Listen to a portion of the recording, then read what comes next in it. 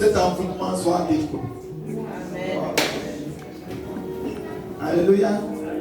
Est-ce que tu es sûr de ça? Est-ce que tu veux que l'envoûtement soit anéanti? Amen.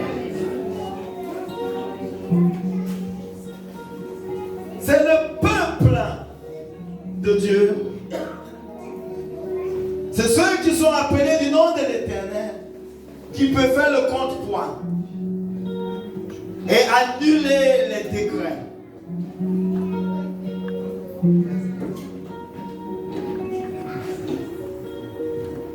Le carnaval n'a pas toujours été.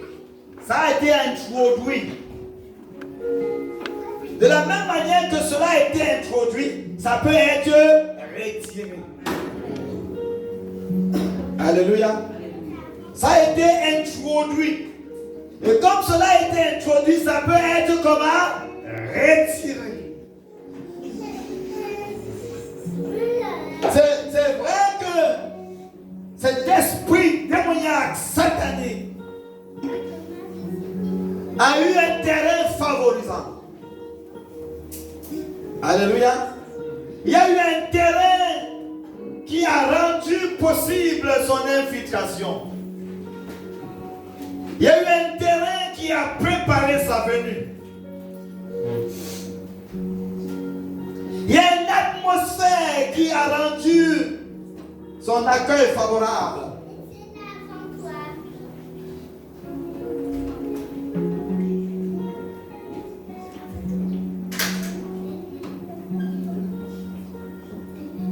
Bien-aimé,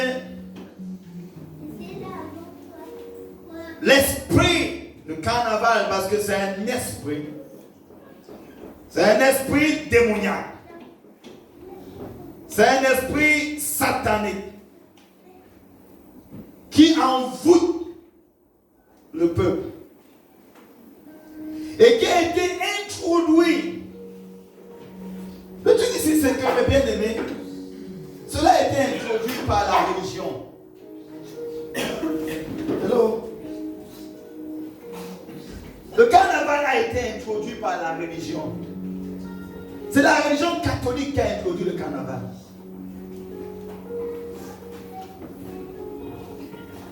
La religion catholique. Et c'est pourquoi les gens célèbrent le carnaval. Ils ont mis le carnaval 40 jours avant la Pâque.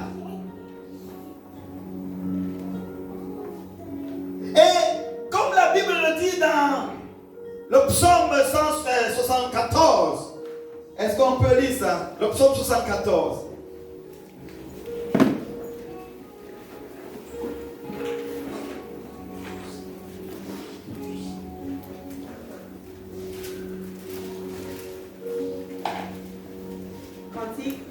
À partir du verset 4.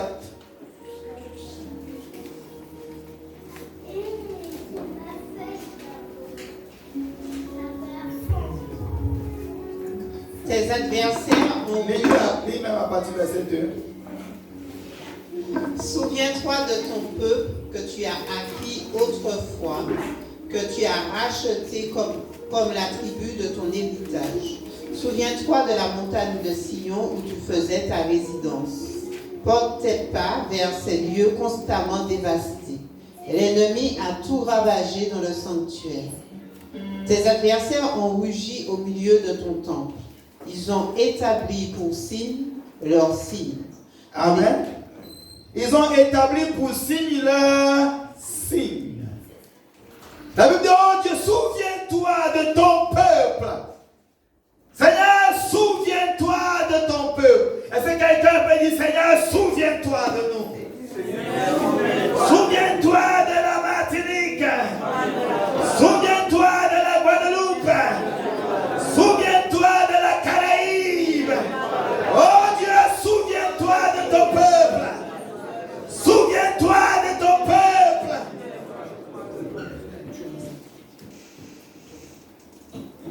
Souviens-toi de ton peuple. Souviens-toi, Seigneur, de ton peuple. Vous savez, les démons du carnaval, c'est un démon qui avait été célébré, qui était célébré par les colons. Il célébrait cet esprit-là, qui était un esprit en charge de l'abondance, qui célébrait la hégémonie, qui célébrait leur gloire. Et il fêtait cela comme pour transiter de l'hiver au printemps. Et le nom de ce démon, il y en a plusieurs appellations. L'appellation romaine et l'appellation grecque. Beaucoup plus connue sur Bacchus. Et c'est un esprit que les colons célébraient pour pouvoir s'enrichir. Regardez dans le cours du monde, il y a eu succession d'empires. On a eu le premier empire, c'était l'empire égyptien. L'empire égyptien dominait le monde pendant plusieurs millénaires. Après l'empire égyptien est venu l'empire assyrien. L'empire assyrien a également dominé le monde pendant plusieurs centaines d'années. Et chaque empire avait un démon, avait un dieu qui célébrait et qui lui donnait la victoire sur les autres. Chaque empire. Au niveau de l'empire égyptien, c'est ça qu'on appelle où les gens ont commencé à établir la première trinité démoniaque. Les Isis. Où les gens disent que c'est pourquoi aujourd'hui la doctrine par rapport au Kamite est sortie. Pour dire que Jésus était un Jésus des Noirs. Parce qu'avant, vous savez, l'évangile a été prêché dans la nature. Même les astres ont prêché l'évangile. Et avant, ce qu'on appelle la Trinité aujourd'hui, cette Trinité était sommée même au travers de la nature. Vous voyez, quand vous regardez la noix de coco, il y a toujours 3 parties. Quand vous regardez la nature, il y a toujours une forme de 3 parties. Quand vous regardez le corps humain, il y a toujours 3 parties. Il y a l'esprit, l'âme et le corps. Alléluia. Nous regardons, il y a toujours, donc l'évangile est sommé dans la nature. Et le premier peuple à pouvoir transmettre l'héritage était ce peuple des Noirs. Et c'était le premier empire du monde. Et c'est pourquoi quand on retrace ce qu'ils ont fait, la fausse trinité, on va faire 3000 ans avant Jésus, on va avoir une forme de trinité. Avec une femme immaculée, avec un enfant immaculé conception. Au niveau des vestiges égyptiens, on trouve cela. Et c'est pourquoi les égyptologues, quand ils étudient, ils disent que en fait c'était l'imitation des Romains qui ont pu captiver ce qui avait été fait depuis 3000 ans avant Jésus-Christ. Ils ont reproduit ça au niveau de l'église catholique. Et ça crée parfois confusion parce qu'on retrace les vêtements et on remet exactement ce que les catholiques font pour Maman Marie et Jésus-Christ. On retrace ça et on retrouve. On dit, mais c'est quand même curieux que 3000 ans auparavant, il y avait déjà une Maman Marie, il y avait déjà un Jésus. Est-ce que nous sommes ensemble? Parce que toutes ces choses étaient inscrites dans la nature. Et les Noirs, avec l'empire de Nemrod, qui était le premier rebelle humain devant Dieu. On a le diable, mais Nemrod fut le premier humain de rébellion devant Dieu. Il a établi la fausse trinité, où lui-même était Dieu soleil, qui s'est Sémiramis et qui va produire Tammuz. Et c'est pourquoi quand vous regardez, je ne sais pas s'ils ont changé maintenant, même les vêtements de prêtre, il y avait NTS. NTS. Tammuz, T, Sémiramis et Nemrod. Et on voit ça dans Genèse chapitre 11. Le premier chasseur, le premier rebelle devant Dieu. Et c'est lui qui a établi la ville de Babylone. Et le peuple noir était partout. En Irak. Ils ont commencé à immigrer depuis l'Irak. On voit les rois noirs en Irak. Vous allez me demander pourquoi on parle de ça. Parce que nous avons pris l'affaire des gens, on a mis ça sur nos dos, on court avec. C'est comme moi. On a pris l'affaire des autres, on a mis ça sur nos dos ou on court avec. On nous a esclavagisés. On nous a terrassés. On a essayé de nous tuer, de nous détruire. Et quand on finit tout ça, on vient nous saouler et on vient nous abrutir. Et nous sommes dedans. Est-ce que quelqu'un avec moi? On a fini de nous esclavagiser, de tuer notre identité, d'effacer notre mémoire. Et après, on vient nous abrutir pour nous faire être des moutons de fous à perpétuité. Et on célèbre notre bourreau. Est-ce que quelqu'un avec moi? C'est pourquoi il faut parler depuis l'origine. Donc, ces empires-là ont succédé. Les différents empires ont succédé. On voit l'empire égyptien qui est tombé par son orgueil et sa fierté.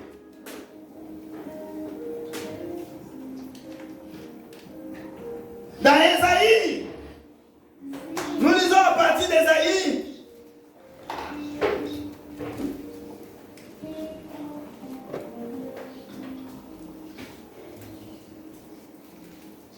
Ésaïe 50.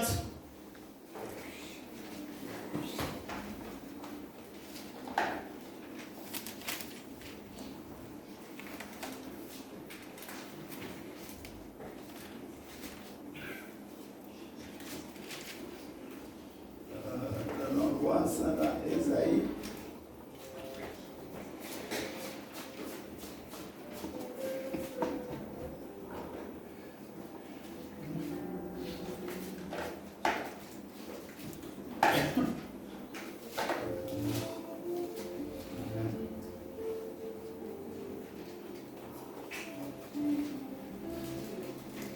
Ésaïe 59.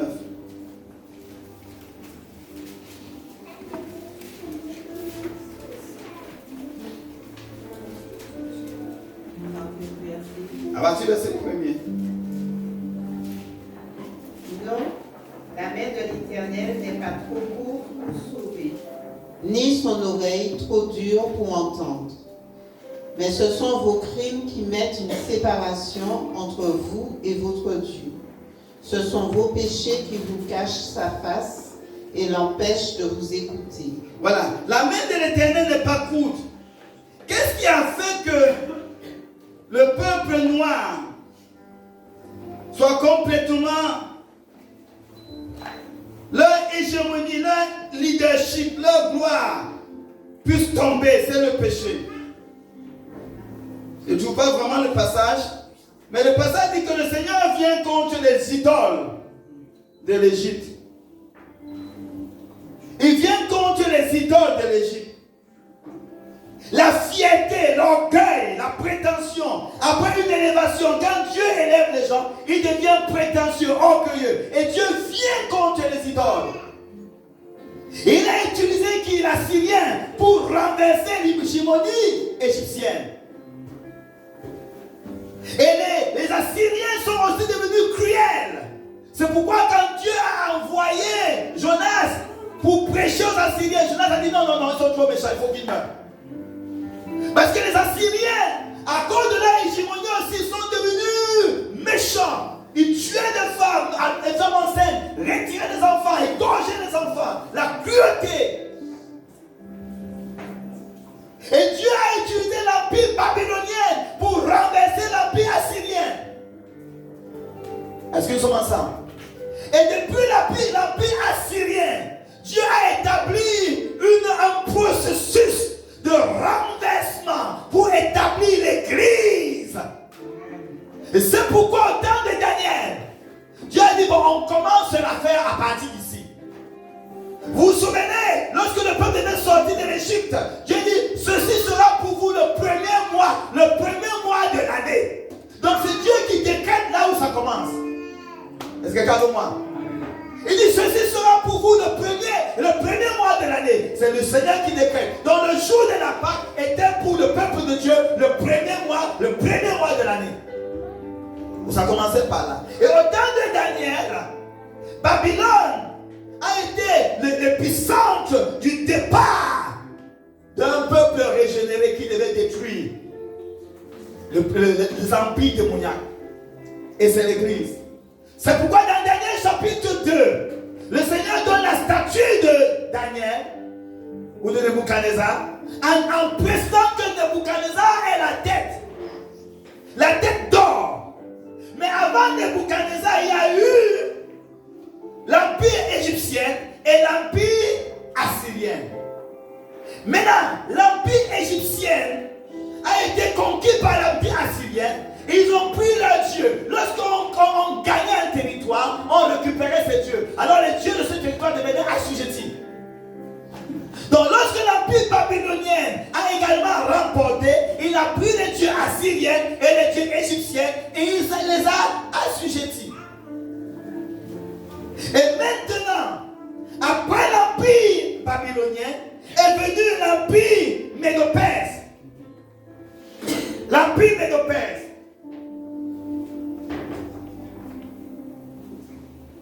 Regardez quelque chose dans Daniel chapitre 2.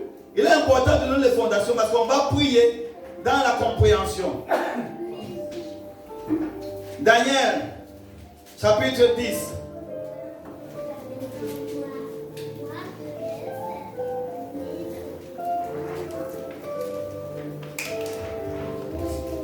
À partir du verset 19.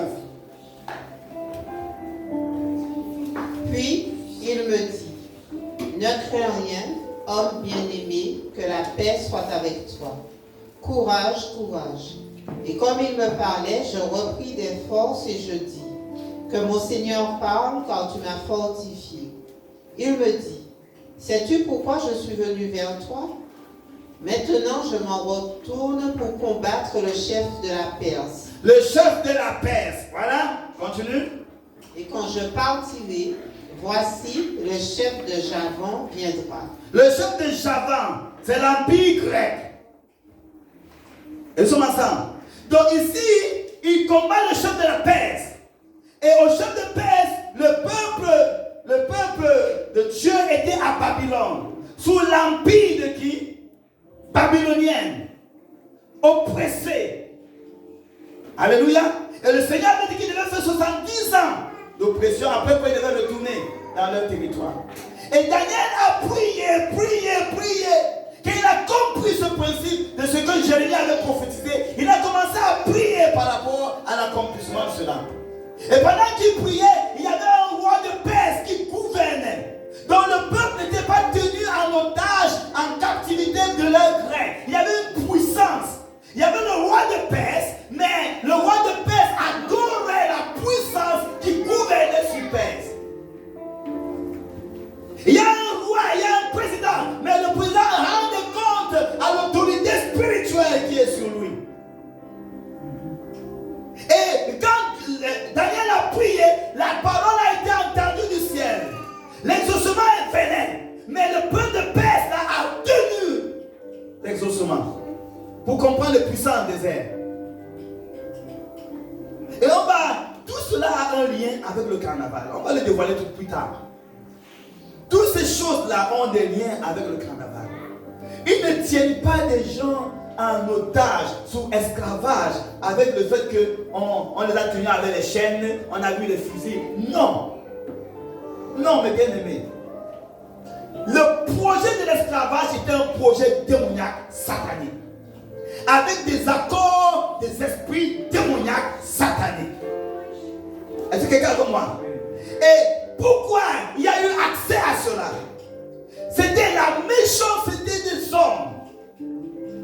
quelqu'un avec moi. La méchanceté des hommes qui ouvrent la porte. Le Seigneur dit qu'il a mis autour de nous une barrière. Dans Ecclésiaste chapitre 8, verset 10. Amen. Alors on lit ça un peu. Mets ta main toujours, hein. Mets ta main toujours. Ecclésiaste. Verset 10. Non, chapitre 10, verset 8. Celui qui creuse une fosse y tombera, et celui qui renverse une muraille sera mordu par un serpent. Amen. Donc autour des peuples, Dieu a mis une muraille.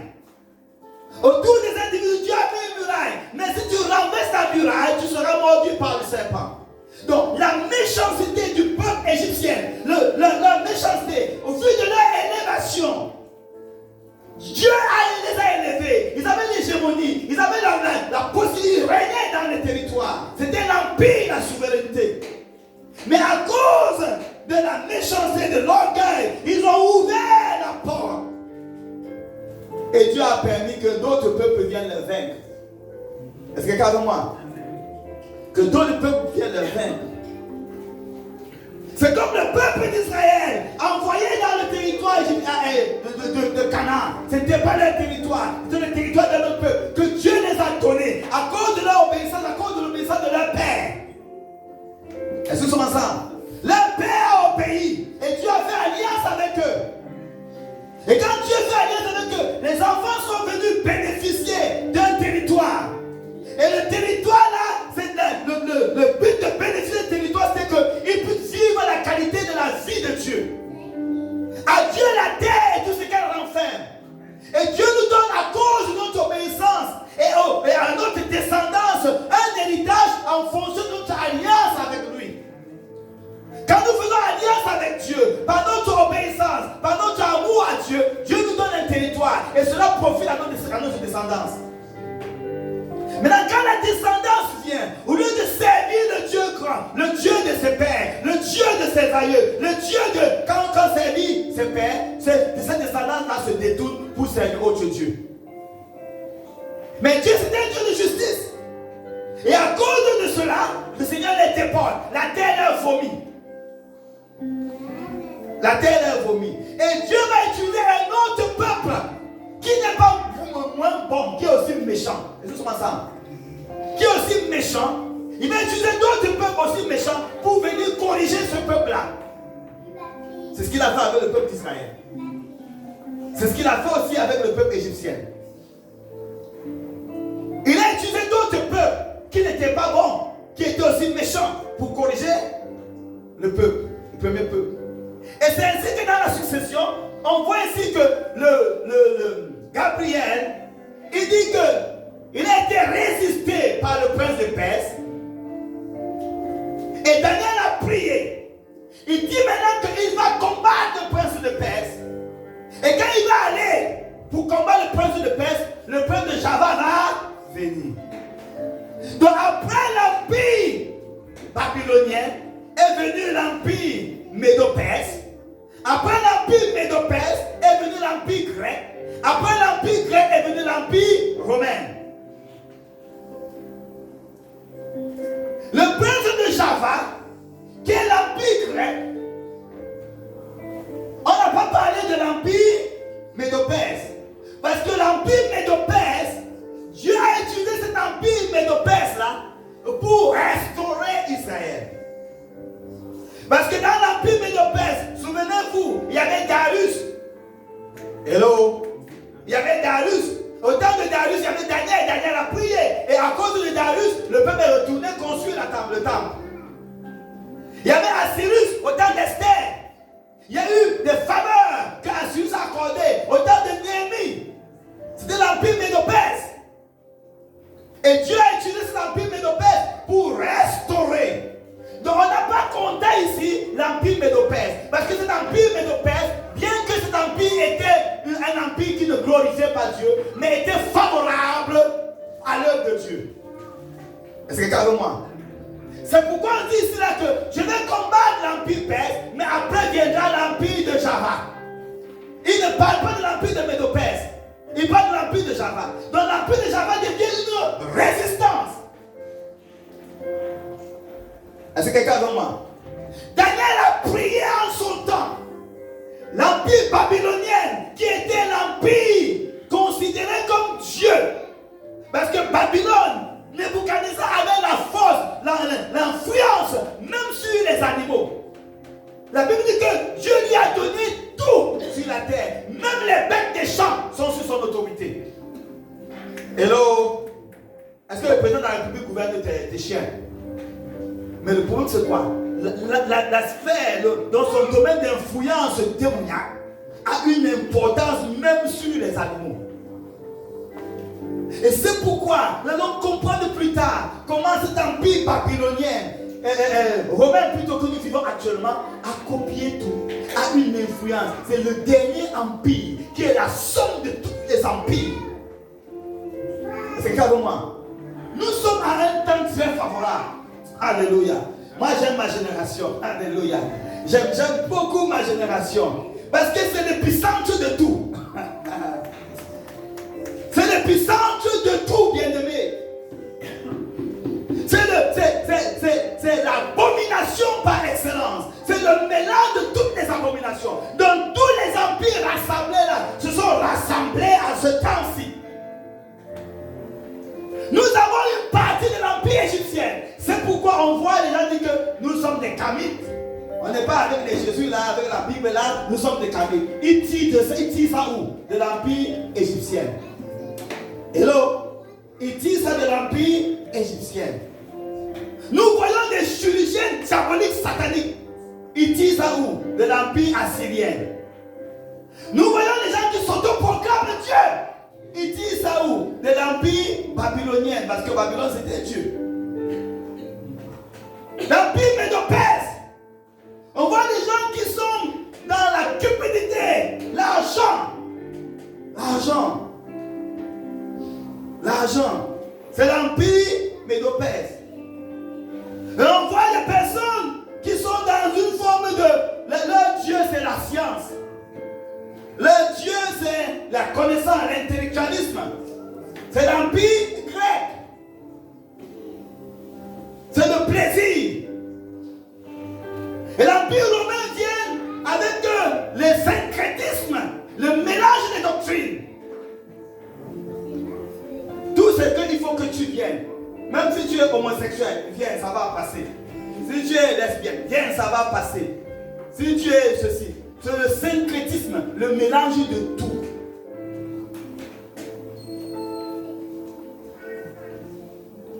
C'est pourquoi Constantin a amené dans l'église les Babyloniens et chacun est venu avec son Dieu.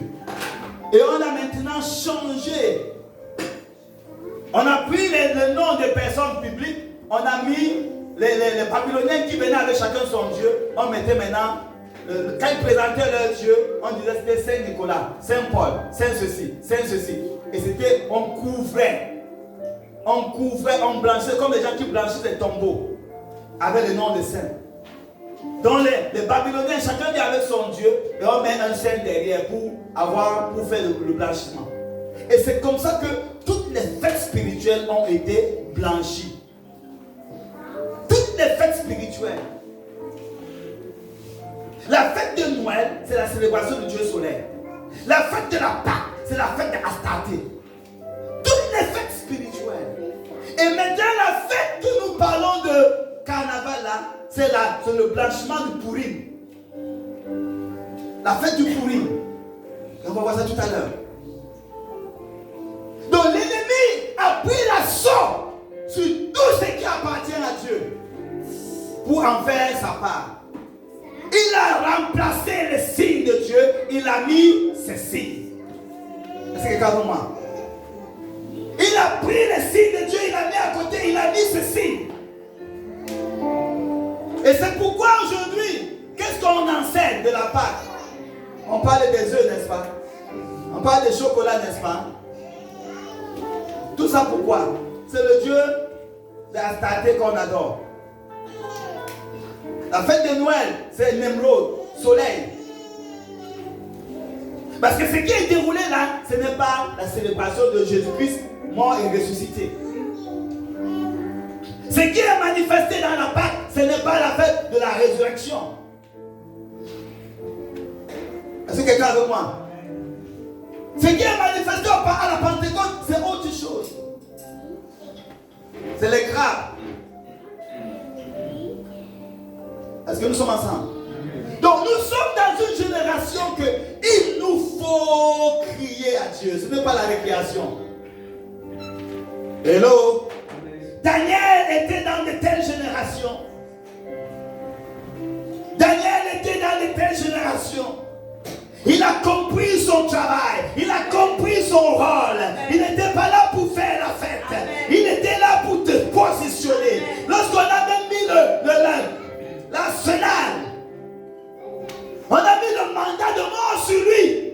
Il n'a pas dit, ben, je vais laisser tomber la mission. Il connaissait que derrière lui, il y avait des peuples. Daniel a porté même le fardeau de notre génération. Est-ce que quelqu'un avec moi? Et nous avons un petit carnaval qu'on n'arrive pas à renverser. Hello? Est-ce que quelqu'un avec moi là? On n'arrive pas à renverser. Mais pourquoi on n'arrive pas? Parce qu'on mange à la table du roi. Hello? Esdras chapitre 4.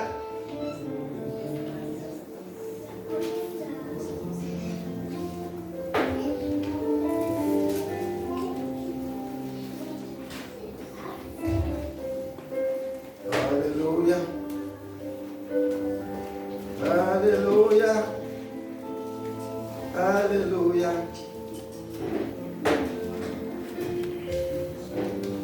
Mange à la table du roi.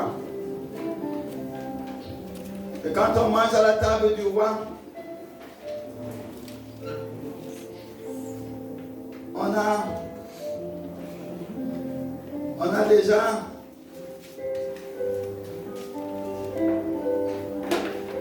parti verset 12.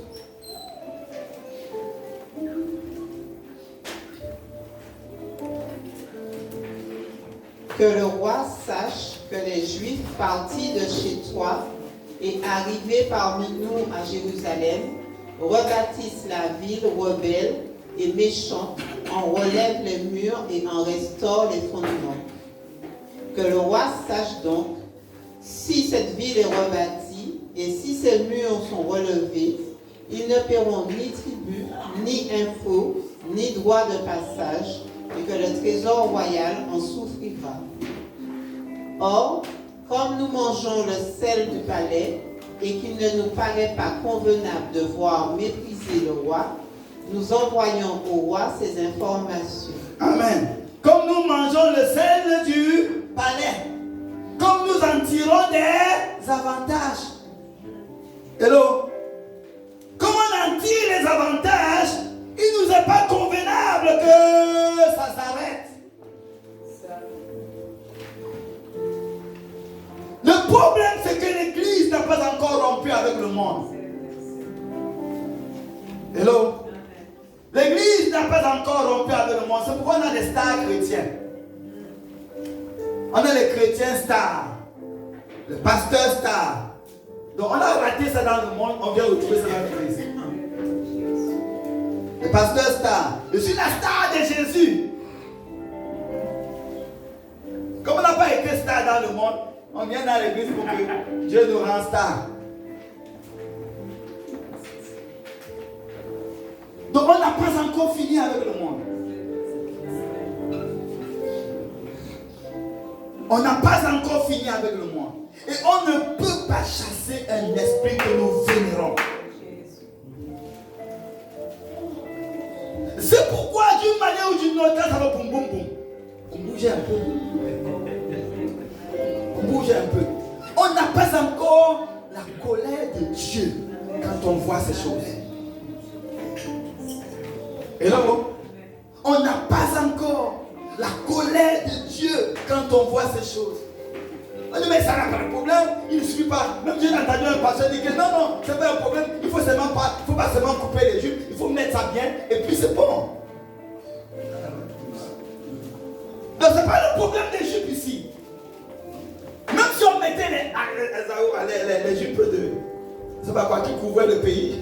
Mais bien aimé, ça ne changerait rien. C'est l'esprit qui est derrière.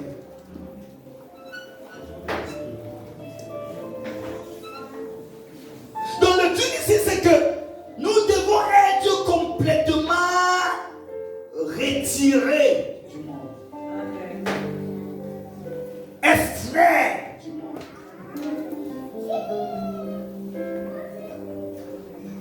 Pour que Daniel influence sa génération bien-aimée, il avait livré sa vie sur l'autel. Point.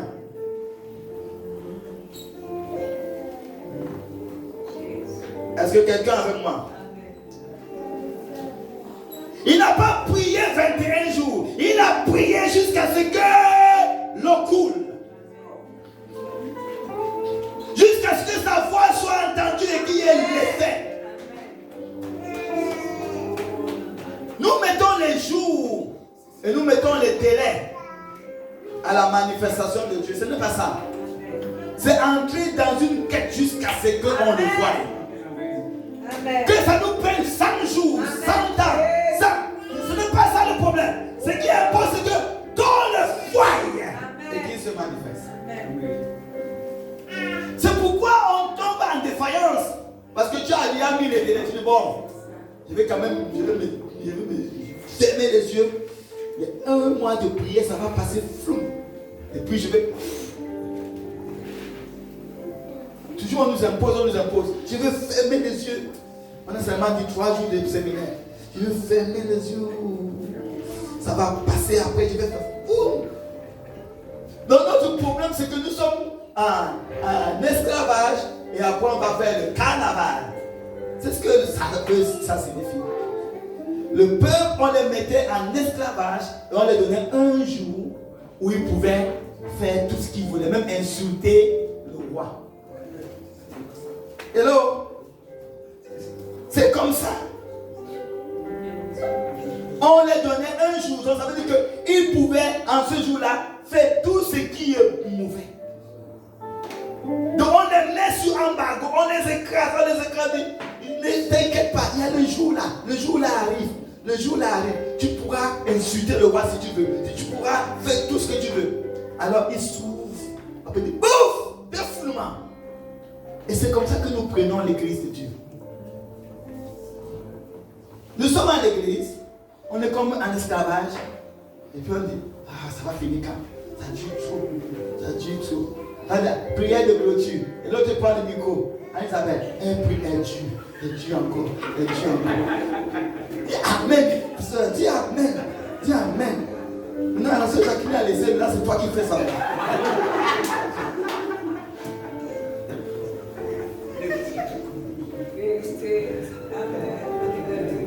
Dis Amen.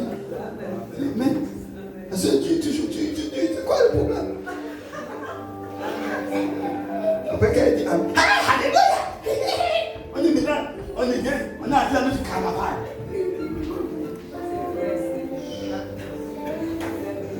Voilà comment on fait.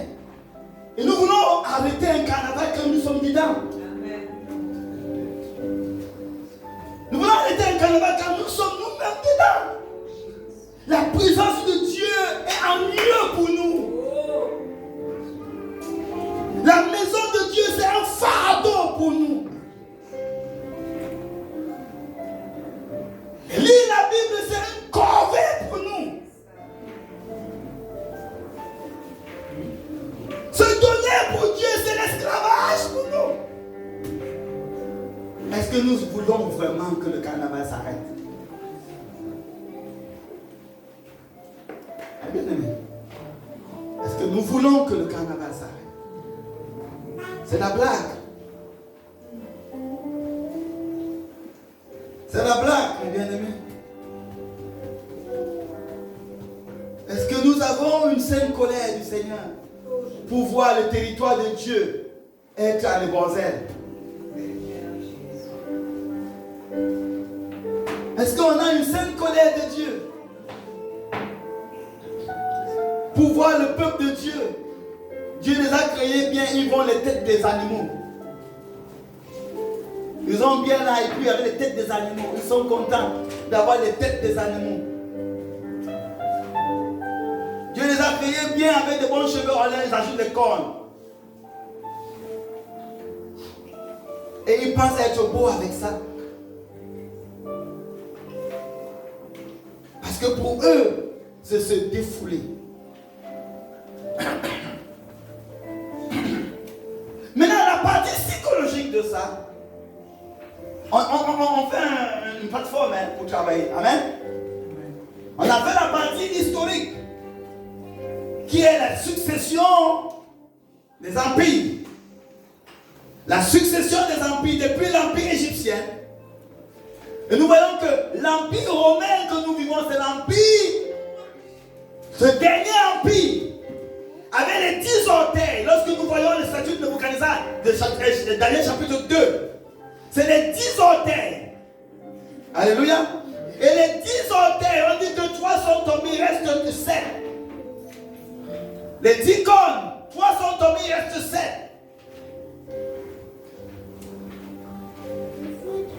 Et on parle ici des pays de l'OTAN. Les 7 pays de l'OTAN. L'Alliance Atlantique Nord. Et on dit que c'est du Nord que vient le destructeur. Avez-vous lu ça? Hello? C'est du Nord que vient le destructeur. Tout est dans le livre, bien-aimé. Tout est dans le livre. L'antéchrist dont on attend, le monde est en train d'attendre, vient du Nord. Transatlantique, Alliance Atlantique Nord. Les pays de l'OTAN. Et nous en faisons partie. Parce que l'Empire romain révisé n'est plus simplement un pays qu'on appelle l'Italie. Elle a porté son idéologie et pas la religion. L'Empire romain a transporté son idéologie par la religion. Et maintenant, l'Empire romain a atteint toutes les couches. C'est pourquoi dans plein de pays, il y a le carnaval, parce que c'est l'Empire romain qui a transporté ça. Et comme il devait avoir le temps du carême, le jeûne, il fallait qu'avant le jeûne, avant le mercredi de Santa, avant la pénitence, enlever la viande de son repas. C'est ça le truc. Avant d'enlever la viande de son repas, il fallait faire la fête. Donc manifeste toutes les viandes. Comme tu as la viande, tu manifestes la viande. Manifeste toutes les viandes. Mange toutes les viandes et après tu vas être dans la pénitence. Et l'idée de cet empire romain, c'est parce que c'est l'empire romain qui a amené la colonisation de la terre. C'est l'empire romain qui a colonisé l'Afrique, qui a colonisé l'Europe, qui a colonisé l'Asie, qui a colonisé l'Amérique. Le dernier empire et l'empire romain révisé n'est plus simplement un pays, c'est une organisation avec son idéologie. C'est quelqu'un avec moi. C'est une organisation avec quoi? Son idéologie. Et les porteurs de l'idéologie, c'est la religion. Et comme la religion catholique affaiblit, ils font quoi? L'écuménisme. La religion catholique a commencé à être affaiblie. Et pour renforcer cette religion et porter l'idéologie, ils ont fait quoi? L'écuménisme. Ça veut dire quoi? Les évangéliques travaillent dans ce travail-là. Les évangéliques sont dedans en plein air. Les musulmans sont dedans. Les bouddhistes sont dedans. Les juifs de la cabale juive est dedans. C'est quelqu'un de moi. Pour renforcer leur idéologie, parce que la portée de l'idéologie par seulement une religion catholique, ça s'affaiblissait. C'est la même chose que porter l'idéologie de colonisation et d'empire par un seul pays, l'empire romain, avec la région Espagne, Italie et tout cela, c'était moins, c'était pas capable. Donc aujourd'hui, pour pouvoir émettre leur idéologie, ils ont fait quoi? Ce qu'on appelle l'Alliance Atlantique Nord. Donc leur idéologie n'est plus portée par un seul pays. C'est porté par l'Alliance. Dans cette alliance, il y a la France, il y a l'Italie, il y a les pays de l'Europe, en fait l'Europe, l'Angleterre et le machin, le Canada, les États-Unis. L'Alliance Atlantique Nord. Mais ne te trompe pas, la Russie, la Chine ne sont pas laissés pour machin. Parce que même quand ils vont dans les Tibet, là, ils sont aussi dans l'alliance de l'œcuménisme. Les Tibétains sont dans l'alliance de l'œcuménisme. Les bouddhistes sont dans l'alliance de l'œcuménisme. Donc devant nous voyons des pays, mais devant la sphère spirituelle, il n'y a pas de pays. Ce sont des alliances. Est-ce que quelqu'un avec moi? Ce sont des alliances. Et ces alliances de l'Empire romain rassemblent l'Empire égyptien, assyrien, babylonien, médo-perse, grec et romain. Et nous sommes dedans. Quand on regarde la statue de Daniel, on voit que la statue était entièrement formée au moment où la pierre quittait de la grande montagne pour descendre. La statue était entièrement formée. Donc nous vivons dans la génération où ce n'est pas seulement la tête, c'est toute la statue formée. Et le Seigneur dit qu'il y a la pierre qui se détache de la grande montagne sans le secours d'aucune main. Sans le secours d'aucune main. Donc arrête d'entrer dans des alliances pour pouvoir chercher la force en Égypte, pour chercher la force à quiconque. L'Éternel est notre secours. Il viendra lui-même. Il va nous affranchir. Aujourd'hui, pour pouvoir te dire que si tu ne peux pas tenir le gouvernement des choses, les hommes des choses, il faut que tu entres en alliance. L'église évangélique est infiltrée. On a l'alliance église protestante de France, que tout le monde connaît. Mais bien aimé, c'est eux qui disent que Dieu évolue. Et qu'ils ont accepté le mariage homosexuel. Et on est venu me dire qu'il faut que j'entre dedans. Parce que ça donne la force. Si tu veux les terrains, si tu veux certaines choses, tu peux l'avoir facilement. Hello? On dit, tu n'as pas besoin de célébrer le mariage homosexuel dans ton église.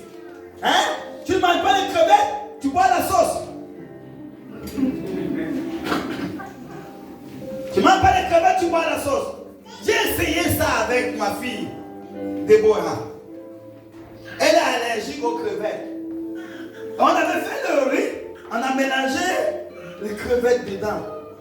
Et puis il dit, bon, tu manges pas les crevettes. Quand elle a commencé à manger les crevettes, elle est venue rouge, les yeux gonflés de sa face. Il dit, tu manges pas les crevettes, mange comment le riz. On a enlevé les crevettes dans le riz. Elle a mangé le riz, elle fait encore coucou. Il faut me dire, arrête. Donc, tu ne peux pas ne pas manger les crevettes, tu veux boire la sauce. Et tout ça pourquoi? Parce que nous voulons les soutiens. La Bible dit que la pierre qui se détache de la montagne, c'est sans le secours d'aucune main. Il y a un Dieu qui va nous secourir. Il y a un Dieu qui va parler pour nous. Il y a un Dieu qui a créé le ciel et la terre. Il ne nous abandonnera jamais. Il ne nous délaissera jamais. Il y a une chanson de lui qui moi l'Éternel, je ne t'oublierai jamais. Moi l'Éternel, je ne t'oublierai jamais. Moi l'Éternel, je ne t'oublierai jamais. Jamais. Et même si c'est ton père, ta mère t'abandonne. Et si ton père, ta mère t'abandonne, moi l'Éternel, je ne t'oublierai jamais. Moi l'Éternel, je ne t'oublierai jamais, jamais. Et si ton père et ta mère t'abandonnent, et si ton père et ta mère t'abandonnent, moi l'Éternel, je ne t'oublierai jamais. Moi l'Éternel, je ne t'oublierai jamais, jamais. Sans le secours d'aucune main. La crée des alliances. La peur d'être rejeté crée des alliances. La peur de rester tout seul crée des alliances. Et ces alliances t'amènent dans les compromissions qui font que tu n'es plus légitime pour faire quoi que ce soit au nom de l'Éternel. Ça t'enlève l'huile sur ta tête. C'est quelqu'un de moi. Ça t'enlève l'huile sur ta tête. Et c'est fini. Tu peux dire au nom de Jésus, Satan sort. Il y a des mouvements qui se passent, mais Satan ne va nulle part. Il quitte une chaise pour une autre chaise.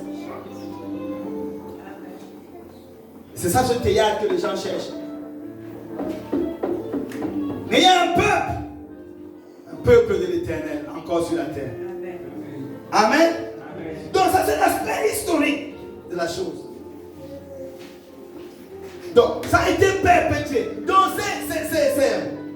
ces empires-là ont aussi régné par les dieux de ce pays, de ce peuple. Et il a répandu son influence dans chaque sphère d'activité. Comme nous voyons, l'empire grec était plus dans la connaissance, dans le plaisir, dans l'intellectualisme. Et ils ont porté le dieu Bacchus là pour pouvoir atteindre leurs objectifs.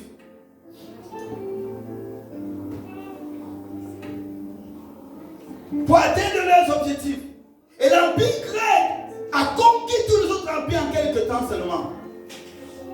Et l'empire romain est revenu prendre l'ascendance. Et au temps de Jésus, c'était l'empire romain.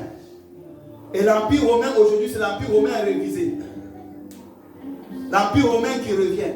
Et l'empire romain s'est subdivisé dans l'écuménisme pour porter l'alliance religieuse. Et ça s'est subdivisé dans le contrôle des alliances avec l'OTAN. C'est quelqu'un de moi. Et l'OTAN va pouvoir faire transatlantique avec l'Europe, le machin, l'Amérique, le Canada, l'Angleterre. Mais le jeu de rôle qui est actuellement maintenu, pourquoi? Parce que Dieu lui-même a mis dans leur cœur d'accomplir le même dessein. Mais pour apporter l'équilibre de la terre, il y a aussi ce côté d'empire là, qui est l'empire au niveau de Russie, Chine et les non alignés. La Russie, la Chine, qui sont les non alignés, avec les pays qui sont les non alignés, la Turquie, avec certains pays en Afrique qui forment le BRICS. Est-ce que quelqu'un veut moi? Donc, ça crée une forme d'équilibre jusqu'à ce que l'église soit enlevée. Pour qu'il y ait une unicité autour de l'antéchrist. Donc, tous ces gens-là qui sont aujourd'hui comme deux pieds là, mais ces deux pieds-là appartiennent au même corps. Quand l'église sera enlevée, ces deux pieds-là vont s'unir autour de l'antéchrist. Et l'antéchrist va faire tomber l'alliance. Comme on dit qu'il va humilier la femme qu'elle utilise actuellement, qui est l'empire religieux. Par l'alliance de, comment on appelle ça? L'écuménisme. Il va les rejeter. Il va s'autoproclamer Dieu. Parce que jusqu'à maintenant, il y a encore une forme de flatterie. Les gens, on met encore l'église de Jésus-Christ est ceci. L'église de ceci. Quand l'empire va prendre le règne, il va annuler ça. Actuellement, il les utilise pour atteindre ses objectifs. Ils font des alliances, ils ont un peu de terrain, ils ont un peu d'argent, ils ont un peu ceci. Pour le moment, ils ont un propre plaisir. Ça les aveugle. Le plaisir, ça les aveugle. Les avantages, ça les aveugle. Quiconque sait Satan va mourir comme lui. Est-ce que quelqu'un veut moi? Alors, actuellement, les avantages, les aveugles. Ils sont prêts à renier leur foi, à renier leurs convictions pour les avantages. Et pour maintenant, ça fonctionne encore. Ça fonctionne encore. Donc, nous voyons cela, c'est bien important de comprendre ces choses. Donc, maintenant là, ces empires, c'est eux également qui ont perpétué l'esclavage. Et l'esclavage n'était pas seulement une œuvre, comment on appelle ça? Naturelle. C'était spirituel. Donc ils venaient avec leur Dieu. Ils venaient avec leur Dieu. Et ils venaient avoir la victoire et établissaient leur Dieu. Et le Dieu là, que certaines personnes, ces gens nantis dans l'alliance, adoraient, c'était le Dieu Batusta, chez les Romains. Et chez les Grecs, ils ont un autre nom. Et c'est ce Dieu là qui célébrait pour pouvoir quitter de l'hiver au printemps. Et cela leur donnait de pouvoir, comme ils quittaient l'hiver, le temps de froid, ils entraient dans un temps d'abondance. Parce qu'à l'hiver, tout meurt. Les points sont secs. Il n'y a rien. Au niveau du printemps, il y a également cette mort-là. Mais il n'y a plus le froid. Ils sont ensemble. Ça annonce l'été, ça annonce une forme de récolte. Donc, pour ça, alors, ils commencent à célébrer. Ils vont commencer à adorer ce Dieu-là, en entrant dans toute forme d'orgie. Et c'est ce démon-là qui nous a donné la prééminence de réussir dans l'esclavage. De réussir à contrôler. Parce que ça leur donnait plus de pouvoir. Et maintenant, lorsqu'ils ont eu le territoire, parce que la Martinique a été achetée. La Martinique avec la Grenade, la Grenadine avec la Saint-Lucie a été achetée. Ça a été acheté des mains des Amériques. Parce que à ce temps-là, comme on voit le puissant champ de main, le puissant champ de main, c'est au niveau de l'Europe, mes bien-aimés, que la conquête des territoires a commencé. Donc, l'Empire au niveau Amérique avait perdu la main. Et au niveau de l'Europe, ils ont acheté la Martinique, l'île de la Saint-Lucie, la Grenade, ils l'ont acheté. Parce qu'ils n'avaient plus de pouvoir financier, ils l'ont acheté. Et quand ils l'ont acheté, ce prince-là, dont le nom de famille était Jean, venu en Martinique, a commencé à instaurer son truc de carnaval. Parce que c'est le Dieu lié à la récolte, au vin. Le Dieu lié aux exagérations, au plaisir, etc. Il n'est pas étonnant pour ce qui a enrichi la Martinique, c'est quoi? Le plus riche de la Martinique, il est riche avec quoi? Hein? Est-ce que vous connaissez qui est le plus riche? Et avec quoi il est riche? Hein? Bien-aimé, cherche.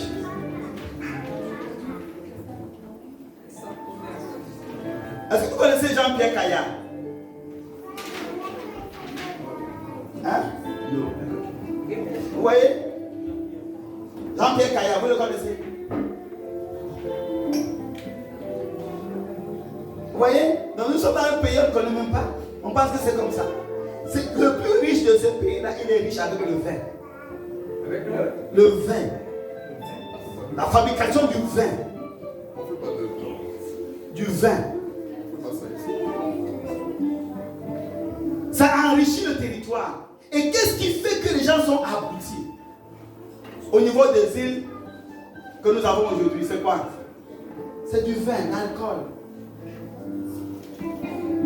L'alcool. Les gens sont tenus en otage par l'alcool. Ce même esprit qui enrichit et qui rend les autres esclaves. Rappelez-vous dans Marc chapitre 4 et chapitre 5. Jésus allait où? Au territoire de Génézareth, n'est-ce pas? Et dans ce territoire-là, il y avait un homme qui était tenu comment? En esclavage. Il allait chaque temps dans des cimetières. Il y avait l'esprit de mort qui planait. Il se mortifiait. Et ces gens-là s'étaient enrichis par quoi? Par le cochon.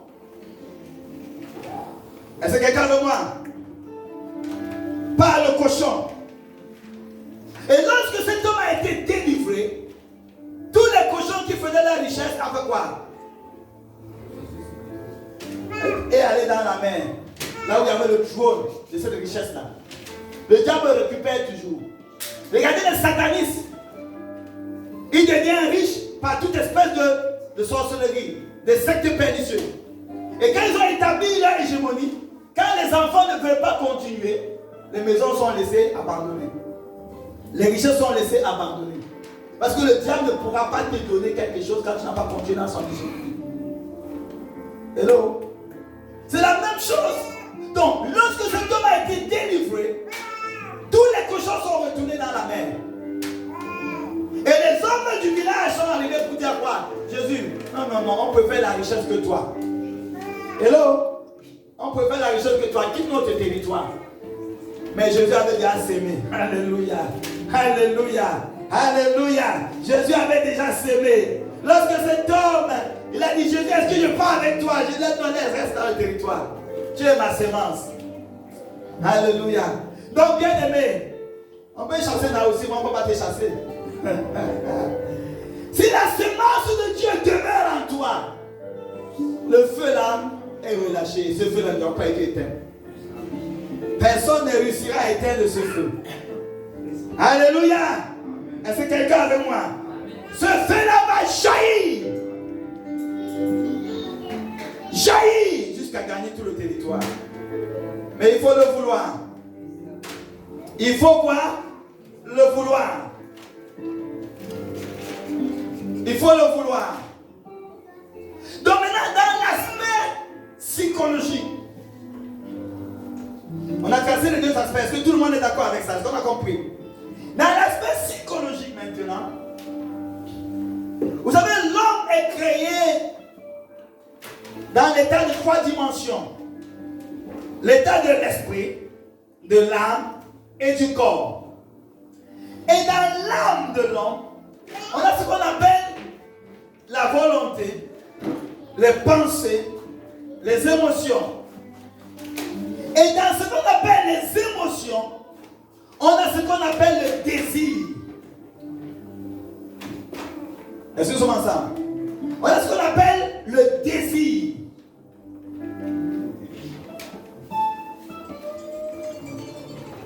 Donc ici, lorsque quelqu'un est pris en otage, il est oppressé, il a dans ses émotions, c'est les désirs.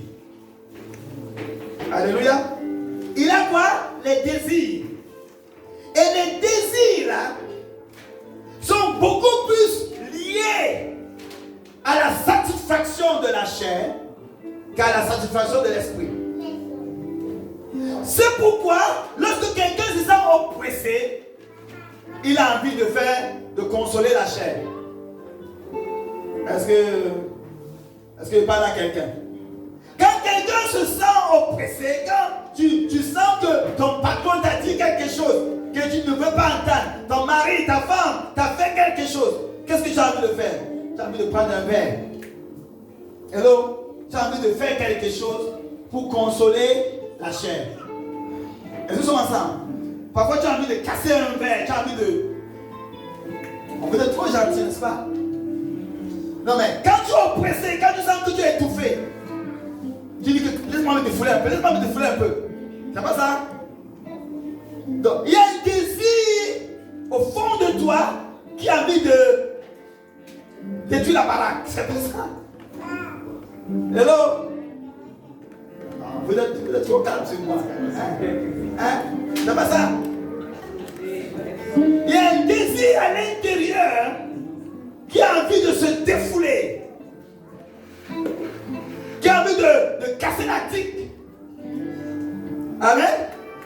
Qui veut casser la digue, que pouf. La Bible dit que la pression rend insensé le sage. La pression rend insensé le sage. Donc lorsqu'on met quelqu'un sous la pression, même sa sagesse est enlevée. Ce qu'il veut, c'est qu'il a envie.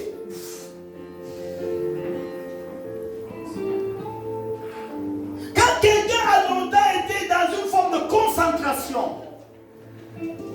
peut-être tu as étudié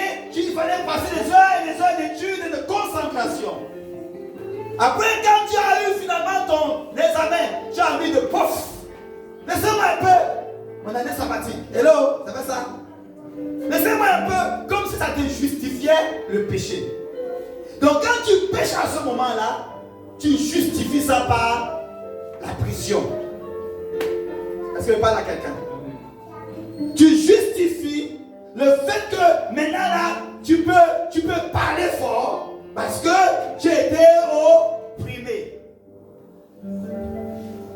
Tu justifies le fait que tu peux te défouler parce que quelque part tu as été trop concentré. Alors c'est quand même permis de te défouler quand même. Hello, c'est pas ça? On dit c'est quand même permis, quand même. Défoule-toi, laissez l'enfant. Laissez-le se défouler un peu. T'as pas compris quand on parle de ça? Donc c'est comme si le péché à ce moment-là est justifié. Donc dans l'aspect psychologique et de la manipulation psychologique, c'est ce qui fait que la pression se perpétue. L'esclavage se perpétue. Parce qu'on te presse et quand ça arrive au paroxysme, on te donne un peu un souffle. Un petit souffle. Hello? On te donne un petit souffle. C'est ce qui s'est passé avec l'élection d'Obama. On voyait que les Noirs étaient dans un état où ils voulaient exploser. Et pour un peu calmer la soupape. Hello? On a dit qu'on va mettre quelqu'un là, qu'on avait déjà planifié depuis, pour calmer la soupape. On a mis notre frère noir, on a mis notre frère noir. Quand la soupape, tu sembles être dans la folie, on te dit boum boum. Donc dans l'aspect psychologique, c'est ce qui se passe. Et les personnes, lorsqu'ils se mettent à se dénuder et à faire tout ce qui est mauvais, ils ne sentent pas un problème. Ils n'ont pas un problème. Donc pour eux, c'est justifié. Hello? C'est justifié. Parce que le désir là n'a pas été porté vers Dieu. Hello? Le désir n'est pas porté vers Dieu et sur Dieu. C'est pourquoi la satisfaction des désirs vient par ses capacités intrinsèques. Et ce qui va insuffler ces capacités va venir du fait que la chair veut être à l'aise. Tu veux consoler la chair. Et c'est pourquoi lorsqu'on parle de stopper le carnaval, tu dis oui, mais quand même. On va stopper ça, mais quand même, c'est quand même un peu bien quand même. Alors, quand même. Quand même, c'est quand même. On ne peut pas quand même arrêter tout. On peut changer quand même quelque chose, mais on ne peut pas arrêter tout quand même.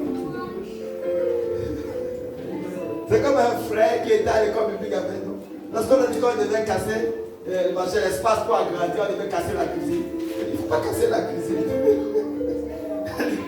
Ne cassez pas la cuisine parce que le frère il aimait tellement la nourriture. On a dit qu'on va casser la cuisine. Ne casse pas la cuisine, frère. Ah, Seigneur.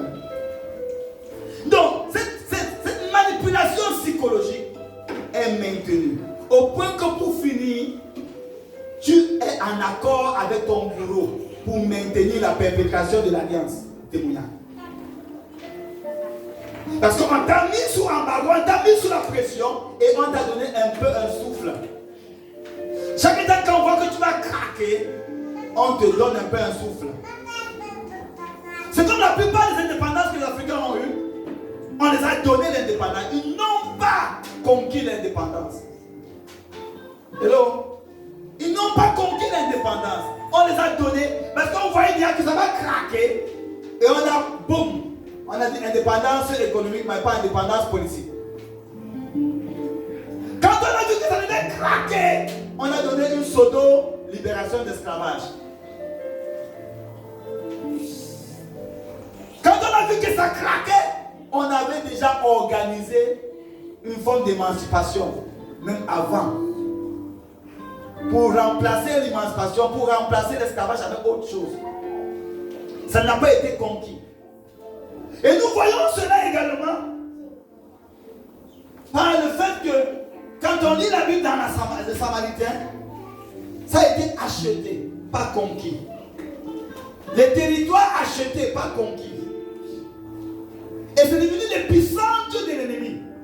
C'est C'est pourquoi de la Samarie jusqu'au temps de Jésus, il y avait des complications. Mais ce n'était pas conquis, c'était acheté.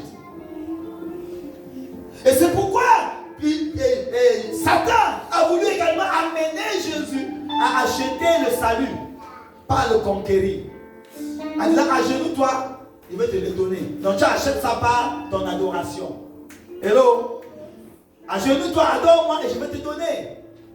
Jésus a dit, ça va se conquérir, pas acheter. Est-ce que quelqu'un veut moi? Donc, on ne veut pas avoir quelque chose par le fait de la compromission. On va le conquérir et on va l'avoir. Est-ce que quelqu'un veut moi là? C'était facile pour Jésus de pouvoir simplement rester tranquille, mettre 2 pieds à genoux et puis Satan lui donne l'univers. Mais Jésus a dit non. C'était facile pour Moïse de rester sage. Comment on dit, sois sage. Et puis le pharaon meurt et puis on le met roi. Après Dieu se révèle à lui. Après il dit, bon, mon peuple, allez sortir. Ça serait été facile, n'est-ce pas? Mais Dieu ne dit que ce n'est pas comme ça.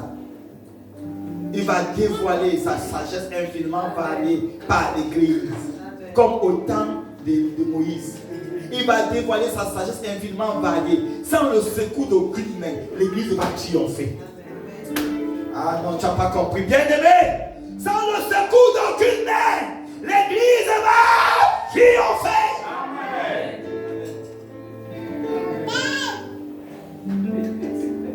On ne va pas passer par la corruption. On ne va pas passer par la manipulation. On ne va pas passer par les acquisitions charnelles. On va s'attendre à l'Éternel. Et l'Éternel va faire quelque chose. L'Éternel va faire quelque chose. Donc la manipulation psychologique vient par la stimulation du désir. La stimulation du désir. Et ce désir-là, c'est ce qu'on appelle en psychologie le ça. Le ça. Dans la psychanalyse de Freud, on voit ce qu'on appelle le ça, le sur-moi, le moi. Et cette manipulation-là vient par la stimulation du désir. Et comme il n'y a rien comme sur-moi pour tamiser, puisque le sur-moi là, il doit avoir des normes. Et comme tous les normes, les feux sont en berne. Il n'y a pas de feu. Comme tous les feux sont en berne, alors là, le ça va jaillir. Et tu vois quelqu'un qui est normalement supposé être censé devenir comme un chien. Parce qu'il n'y a pas de tamis pour équilibrer. Dans cette manipulation psychologique. Et tout est mis en place. Tout est mis en place dans le but de pouvoir casser le mental et amener l'exaltation du moi. Maintenant, on va voir un peu les substitutions avant d'entrer dans la prière. Esther chapitre 9.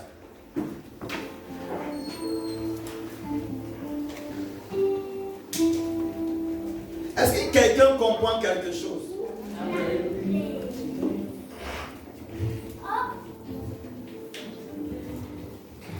Esther chapitre 9. Et nous commençons à partir du verset 1er. Au 12e mois, qui est le mois d'Adar, le 13e jour du mois, jour où devait s'exécuter l'ordre et l'édit du roi, et où les ennemis des Juifs avaient espéré dominer sur eux, ce fut le contraire qui arriva, et les Juifs dominèrent sur leurs ennemis. Amen. C'est fut quoi? Le contraire qui arriva. Continue. Les Juifs se rassemblèrent dans leur ville, dans toutes les provinces du roi Assuérus, pour mettre la main sur ceux qui cherchaient leur perte. Et personne ne put leur résister, car la crainte qu'on avait d'eux s'était emparée de tous les peuples. Et tous les chefs des provinces, les satrapes, les gouverneurs, les fonctionnaires du roi soutinrent les Juifs à cause de l'effroi que leur inspirait Mardochée. Car Mardochée était puissant dans la maison du roi et sa renommée se répandait dans toutes les provinces parce qu'il devenait de plus en plus puissant.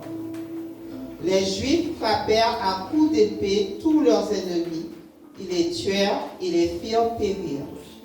Ils traitèrent comme il leur plut ceux qui leur étaient hostiles. Dans Suse, la capitale, les Juifs tuèrent et firent périr 500 hommes. Et ils égorgèrent Parchandata, Dalphon, Aspata, Porata, Adalia, Aridata, Parmashta, Arisaï, Aïdaï et Vagezata, les 10 fils d'Aman, fils d'Amedata, l'ennemi des Juifs. Mais ils ne mirent pas la main au pillage. Ce jour-là, le nombre de ceux qui avaient été tués dans Suse, la capitale, parvint à la connaissance du roi. Et le roi dit à la reine Esther, les Juifs ont tué et fait périr dans Suse, la capitale, 500 hommes et les 10 fils d'Aman. Qu'auront-ils fait dans le reste des provinces du roi? Quelle est ta demande et elle te sera accordée? Que désires-tu encore? Tu l'obtiendras. Esther répondit, si le roi le trouve bon, qu'il soit permis aux Juifs qui sont à Suse d'agir encore demain selon le décret d'aujourd'hui et que l'on pende au bois les 10 fils d'Aman. Et le roi ordonna de faire ainsi. L'édit fut publié dans Suse. On pendit les 10 fils d'Aman. Et les Juifs qui se trouvaient à Suse se rassemblèrent de nouveau le 14e jour du mois d'Adar et tuèrent dans Suse 300 hommes. Mais ils ne mirent pas la main au pillage. Les autres Juifs qui étaient dans les provinces du roi se rassemblèrent et défendirent leur vie. Ils se procurèrent du repos en se délivrant de leurs ennemis et ils tuèrent 75 000 de ceux qui leur étaient hostiles.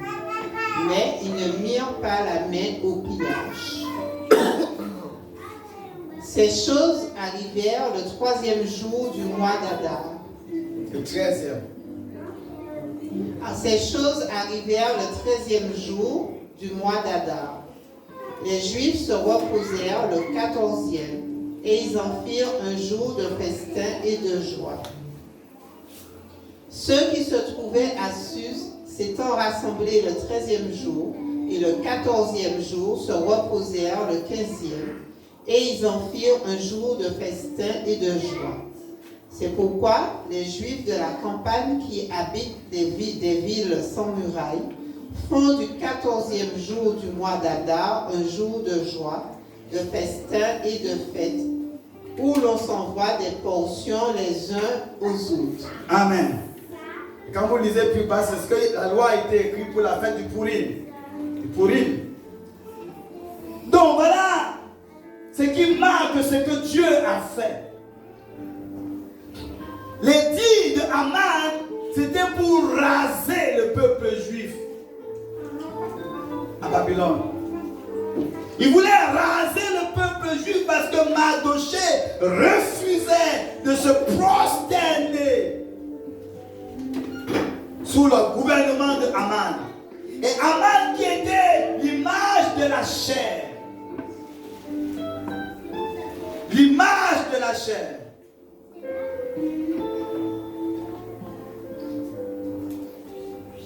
Et nous voyons également que Assyrus était l'image de l'âme. Esther était l'image de l'esprit de l'homme. Et Mardochée était l'image du Saint-Esprit dans l'esprit de l'homme. Mardochée a adopté Esther.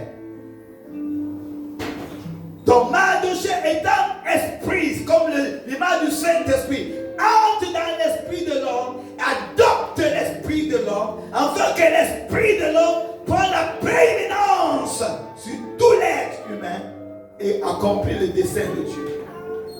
La Bible dit que fais de l'Éternel tes délices, il agira selon ce que ton cœur désire. Ça veut dire que tout ton être est complètement connecté à Dieu.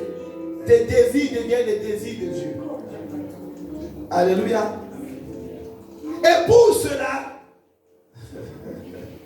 il fallait que le père de Esther, la mère de Esther, il fallait que Esther soit prise en déportation et sorte du territoire où elle était. Alléluia. Elle va en esclavage. Donc quand il dit que le Saint-Esprit est à moi, est-ce que ton père est déjà mort? Ta mère est déjà morte? Est-ce que tu as déjà quitté l'endroit où tu te positionnes, où tu es à l'aise? Est-ce que tu as déjà appris à quitter ta zone de confort? Est-ce que tes soutiens, est-ce que c'est l'Éternel? Ou est-ce que c'est encore ton père et ta mère? Donc quand nous disons que j'ai le Saint-Esprit, on pense que c'est le Saint-Esprit, c'est on roule le sol. Il faut l'adoption totale. Hello? C'est pas l'adoption où, quand on t'a adopté, quand ça t'énerve, tu dis, de toute façon, tu n'es pas ma mère, tu n'es pas mon père. Tu tires la valise. Vous connaissez les enfants adoptés là? On les a adoptés déjà à 25 ans. On les a adoptés quand ils avaient déjà tout le truc sur eux. Maintenant, chaque temps, pour appeler maman, c'est dur tellement. Maman. C'est tellement dur d'appeler maman parce qu'on les a adoptés, ils avaient déjà la barbe. Ils ne veulent pas couper. C'est pourquoi c'est tellement difficile. Les gens, ils parlent du Saint-Esprit, mais quand ça les arrange, quand ça les arrange pas, de toute façon, tu vas me mettre. Et on retourne dans le monde. L'adoption par le Saint-Esprit vient par la capitulation totale et complète. On appelle encore la loi de l'adoration. Quand Mardoché a adopté Esther, quand Esther voulait épargner sa vie, Mardoché a dit ne pense pas que tu vas échapper. Parce que tu es dans le palais du roi. Parce que tu es chrétien. Ne pense pas que les démons du monde là vont te louper. Parce qu'aujourd'hui tu es dans l'église. Parce qu'aujourd'hui tu chantes, tu adores. Ne pense pas que ce qui se passe dehors là-bas va t'échapper. Tu as les enfants qui arrivent. Alléluia. Tu as une famille qui arrive. Ne pense pas. Ah non, ce sont les gens là qui sont dehors. Est-ce que tu peux risquer ta vie pour que l'influence de Dieu va aussi là? Est-ce que nous sommes ensemble? Est-ce que tu peux sortir de ta zone de confort? Le fait qu'on soit là en train de chercher Dieu, de prier Dieu, ça fait que le jugement ne tombe pas sur nous. Vous savez, quand je faisais la médecine, je faisais mon stage, je travaillais dans une ambulance. C'était pour le gouvernement. Donc pendant les élections, ils nous envoyaient dehors, soigner les gens de la rue pour montrer qu'ils travaillent.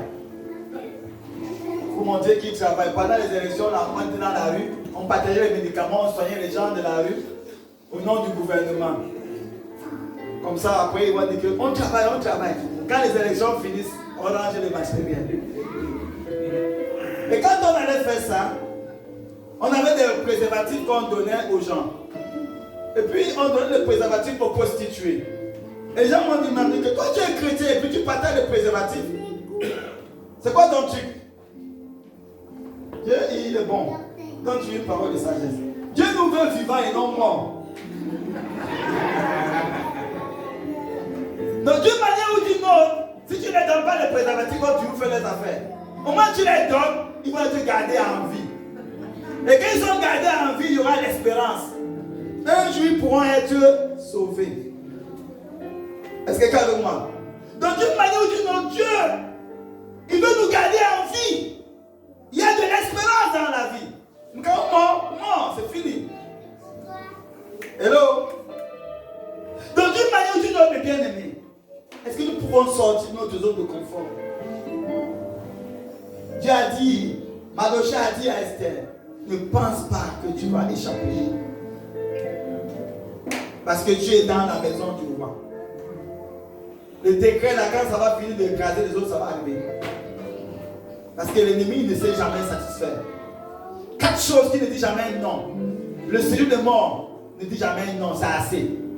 Le feu ne dit jamais ça suffit. Plus tu donnes au feu, le feu brûle. Le séjour de mort tue même les bébés, il tue les grands, il tue les bébés. Il ne dit jamais non. Hello? La femme stérile, elle ne dit jamais c'est fini. Elle espère, elle crie. Alléluia. Et la censure, vous connaissez la censure? La censure. Quand ça te pique là, ça tire. Ça tire le sang, même ça compte comme ça continue à sucer. Ça dit jamais ça assez.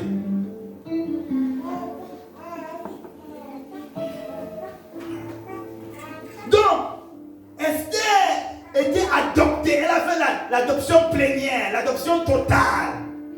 Elle a dit, allez dire à Mardochée que tout le monde se mélange. Moi aussi, je vais jeûner avec les gens de ma maison. Et je vais affronter le roi. Si il doit mourir, que je... Et quand tu es adopté, quand le Saint-Esprit, ce n'est pas toi qui conduis le Saint-Esprit, c'est le Saint-Esprit qui te conduit. Tu es complètement trempé, immergé dans la puissance du Saint-Esprit. Alléluia. Quelqu'un dit, Saint-Esprit, j'ai besoin de toi. Le Saint-Esprit, j'ai besoin de toi. Le Saint-Esprit, j'ai besoin de toi. Il y a la guerre entre l'esprit et la chair. Et l'Église a besoin d'être baptisée dans le Saint-Esprit. L'Église a besoin d'être immergée dans le Saint-Esprit. L'Église a besoin de la plénitude du Saint-Esprit. Que le Saint-Esprit revienne dans la maison. Que la puissance du Saint-Esprit couvre le Père. Que l'onction du Saint-Esprit remplit l'Église. La puissance du Dieu te couvrira de son ombre. Et le Saint-Enfant qui naîtra s'appellera Père éternel. Est-ce que quelqu'un de moi, quelqu'un dit j'ai besoin de toi Saint-Esprit. J'ai besoin de toi Saint-Esprit. Remplis-moi la plénitude. Remplis-moi la plénitude. C'est toi qui peux m'aider à aimer le Père. C'est toi qui peux m'aider à aimer la Bible. C'est toi qui peux m'aider à aimer les choses d'en haut. Oh Saint-Esprit, saturez ma vie. Saint-Esprit, saturez ma vie. Saint-Esprit, saturez ma vie. Saint-Esprit, adopte-moi pleinement. Saint-Esprit, j'ai besoin de toi. Mais bien aimé, il y a un baptême que le monde est en train d'avoir. C'est le baptême de la chair. Mais en ce temps-là, il y avait des hommes qui ont dit non, ce n'est pas la chair qui va gagner. C'est l'esprit qui va gagner. Ce n'est pas la chair qui va gagner. Ce ne sont pas les désirs que le diable manipule dans les émotions qui vont gagner. Alléluia. Nous portons nos désirs vers l'Éternel. Et c'est lui notre tout. C'est lui notre espérance. C'est lui notre joie. C'est lui notre plénitude. C'est lui notre bonheur. Nous nous trouvons satisfaits en lui. Ce n'est pas nous défoulant autour du McDonald's. Ce n'est pas nous défoulant autour du sexe. Ce n'est pas nous défoulant autour de l'alcool. Nous trouvons plaisir en Dieu. Nos désirs se portent sur lui. Vous voyez, la malédiction a été décrétée que le désir de la femme se portera sur l'homme et l'homme va dominer sur elle. Et aujourd'hui, les désirs sont portés sur l'homme et l'homme cède ses désirs aux démons. Hello? Parce que l'homme est l'autorité. L'homme étant l'autorité, ne jouant pas son rôle d'autorité, il laisse Satan prendre le plan. Et maintenant, les désirs des êtres humains sont portés vers les sectes, portés vers l'alcool, porté vers la satisfaction de la chair, porté vers... Le diable manipule ces désirs-là. Parce que les désirs, Dieu avait dit qu'il devait porter ses désirs vers l'homme et l'homme devait dominer. Et l'homme, ayant perdu l'autorité en tant que chef fédéral, tête fédérale, il a cédé l'autorité au diable. Et le diable manipule les désirs. C'est pourquoi les désirs, le diable attaque les désirs.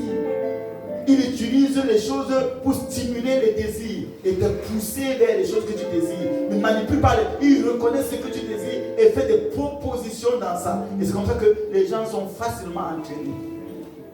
Parce que le désir est la chose qui est comme le volant. Le volant d'une vie. Le désir. Quand quelqu'un a un désir, il est prêt à tout pour accomplir ce désir. Le désir a devenu tellement fort que même sa propre vie. Vous vous souvenez de l'enfant de David? Allemand. Lorsque David a commis l'adultère avec Bathsheba, David a ouvert la porte aux activités démoniaques dans sa famille. Donc David n'était plus le tamis de sa famille. Il n'était plus la protection de sa famille. Il a ouvert la porte aux activités démoniaques. Et quand il a ouvert la porte aux activités démoniaques, les démons géants sont entrés. Ils ont stimulé Amnon pour porter ses désirs vers sa propre sœur, Tamar. Et il a tellement aimé. Bon, aimer, c'est pas. C'est pas aimer. Il a désiré. Il a eu un désir de folie sur sa propre sœur. Vous savez, Dieu a mis des barrières. Moi j'ai travaillé à l'hôpital. J'ai travaillé en petite chirurgie. Et travaillant en petite chirurgie, il y a tellement de femmes qui viennent avec les staphylococcines sur leur partie génitale, etc. Je les soigne tranquille. Mais même dans le corps médical, tu peux voir une femme tout nue. Tu n'as aucune. Il y a une barrière. Je me donnais que je finis de soigner quelqu'un, elle était tout nue, etc. Mais maintenant, quand je sors là, je vois des filles avec des jupes bizarres qui m'ont tourné la tête. C'est quoi le problème? Vous comprenez un peu? Donc, je viens de soigner, j'ai bien vu tout le paquet là. J'ai soigné ça, j'ai traité ça, machin. Mais j'ai fini le travail. Maintenant, je dois rentrer chez moi. Je vois des filles là qui s'habillent un peu, je commence à tourner ma tête. Mais le problème, c'est quoi? Vous comprenez que ce n'est pas normal qu'un enfant puisse aimer sa propre soeur, avoir un désir sexuel de sa propre soeur. Est-ce que tu comprends ça? Ce n'est pas normal qu'un médecin puisse convoiter son patient. Parce que Dieu a mis des barrières. Hello? Dieu a mis des barrières. Mais pourquoi aujourd'hui l'inceste entre? Parce que les chefs d'autorité ont ouvert la porte, comme David avait ouvert la porte. Et ces démons géants sont entrés dans sa famille. Où son fils a aimé sa fille. Porter des désirs jusqu'à tomber malade. Et quand la fille de fait son forfait, il a commencé à haïr la même femme. Donc quand l'autorité ne joue pas son rôle, ouvre la porte, ça ouvre la porte aux démons géants. C'est pourquoi quand le gouvernement autorise ces choses-là, ils sont tentés de permettre que les démons géants entrent dans le pays. Ils permettent que les démons géants entrent dans le pays. C'est pourquoi quand on signe les alliances, on signe les lois pour permettre. Les gens ont été toujours homosexuels. L'homosexualité a toujours été là. Depuis la nuit des temps, il y avait toujours ça. Mais quand on commence à signer de manière légale ces choses-là, ça veut dire que le gouvernement dit oui à Satan. Et donne accès libre. C'est pourquoi on commence à voir l'effervescence du satanisme se manifester. L'effervescence et les prophéties démoniaques s'accomplissent. Quand Akab s'est marié avec Jézabel, en son temps, et Josué avait profité 500 ans auparavant, disant que celui qui va se relever pour refortifier Jéricho va donner au prix de son premier fils et de son dernier. Et comme Akab avait ouvert la porte au diable ouvertement avec sa femme Jézabel, ça a permis qu'en son temps, il y ait quelqu'un qui se lève pour refortifier Jéricho. Parce qu'en tant qu'autorité, il a fait alliance ouverte au diable. Et ça a réveillé les prophéties. Est-ce que quelqu'un est avec moi? C'est la même chose. C'est pourquoi l'ennemi cherchait les têtes. Les têtes d'église, les têtes des grands groupes, les têtes. Et quand ils sont compromis, ça ouvre la porte. Tu viens dans l'église, mais comme le pasteur est déjà compromis, tu es sous l'autorité démoniaque. On peut parler de Jésus, mais ce n'est pas le même Jésus de la Bible.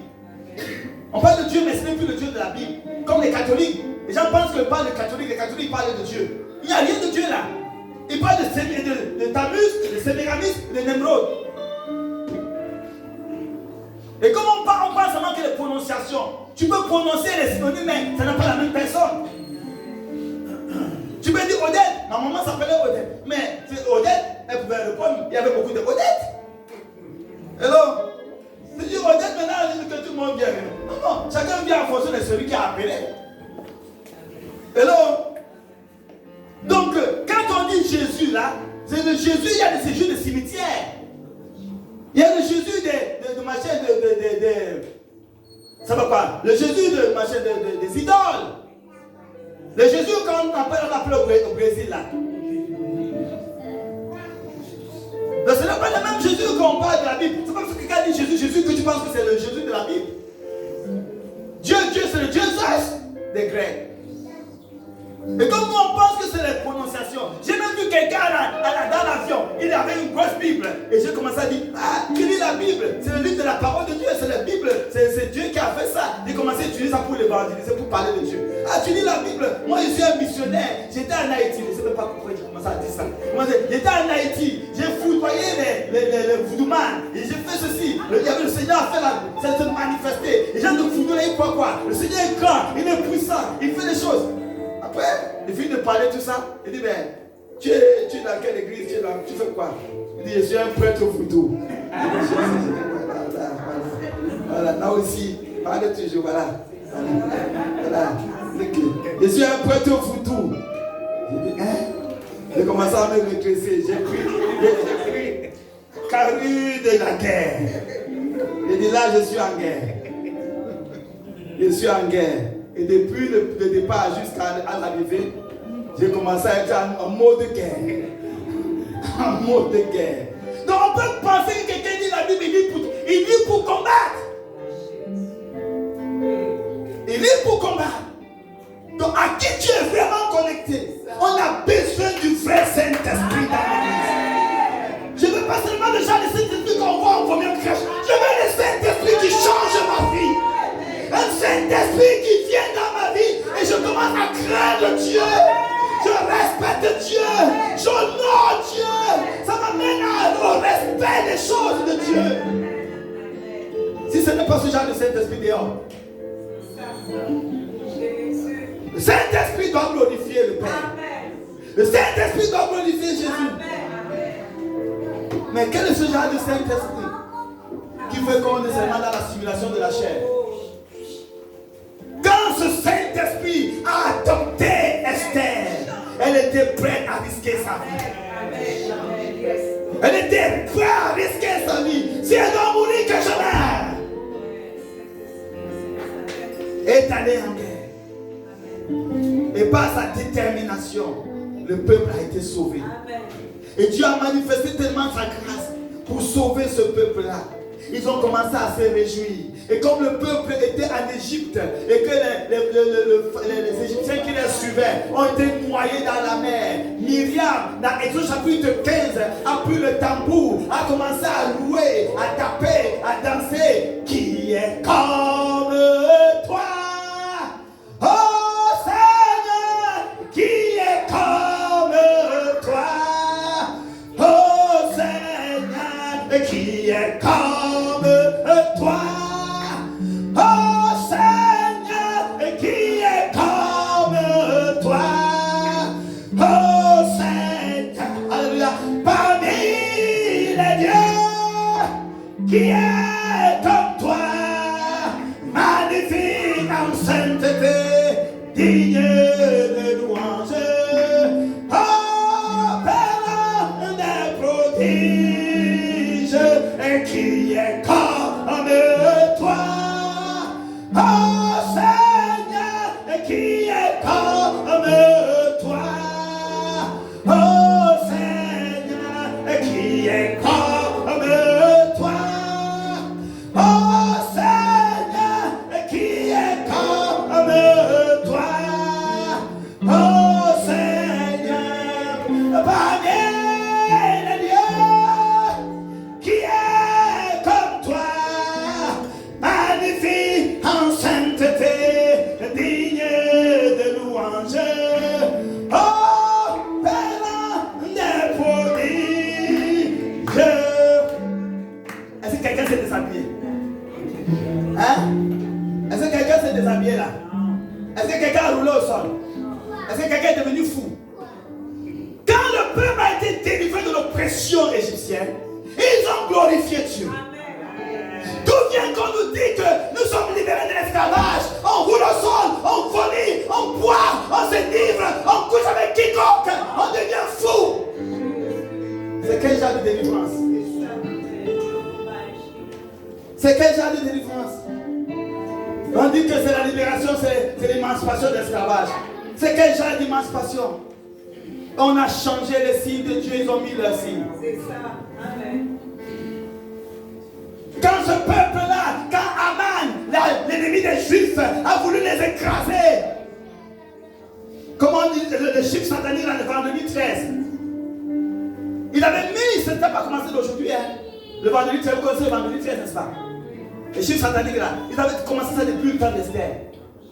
Pour pouvoir tuer le vendredi 13 là, 13e jour du mois d'Adar, tous les Juifs. Va livrer le sang à ce Dieu-là. Et c'est pourquoi la virilité masculine est tuée pendant le carnaval. Les hommes deviennent des femmes. Il y a la dégradation pour donner à Satan toute la gloire. Il y a une perversion totale. Une dégradation. Parce que plus tu es dans la dégradation la plus totale, tu es dans une adoration. Dans une nirvana terrible pour le diable. Est-ce que quelqu'un veut moi? Voilà. Mais quand ils ont eu la victoire sur leurs ennemis, ils ont fait comme Myriam avait fait. Elle a pris le tambour, elle a commencé à louer. Quand ils ont été délivrés de la main de Aman, les fils d'Aman ont été terrassés. Ce n'était pas une victoire achetée, c'était une victoire conquise. Ils ont égorgé les 10 fils d'Aman. On dit que ces 10 rois vont tomber. Apocalyptique, en une seulement, Babylone et son système va tomber. On a conquis le peuple noir. On les a maintenant amenés à adorer le Dieu qui a fait que ces gens-là aient la conquête sur les noirs. Maintenant, on a changé le fond pour dire maintenant, amusez-vous. On est devenu adorateurs des dieux de ceux qui nous ont conquis hier. Au lieu de célébrer le Seigneur, qui est le libérateur des captifs, on est devenu le Dieu. On est devenu les adorateurs des dieux des bourreaux. C'est quelqu'un de moi. On est devenu adorateurs des dieux des bourreaux. Mais le Seigneur dit qu'il y a un changement possible. Au temps d'Esther, ils ont changé. Au temps de Daniel, ça a été possible. Au temps de Moïse, ça a été possible. Et ça serait possible au temps de Naoussi. Au nom de Jésus. Mais le même principe produit le même résultat. Qu'est-ce qui les a donné la victoire? Quel était le principe de la victoire? Dans le livre d'Esther, on nous le dit clairement. Parce que c'est la fête de Pourim qu'ils ont changé aujourd'hui en fête de carnaval. Soi-disant. Parce que l'ennemi, comme on a dit, a changé les signes de Dieu, ils ont mis leurs signes. Je le dis, je le répète pour que nous comprenions. Ils ont changé ces fêtes de Pourim là. Et il dit qu'ils se masquent pourquoi? Pourquoi ils font des masques?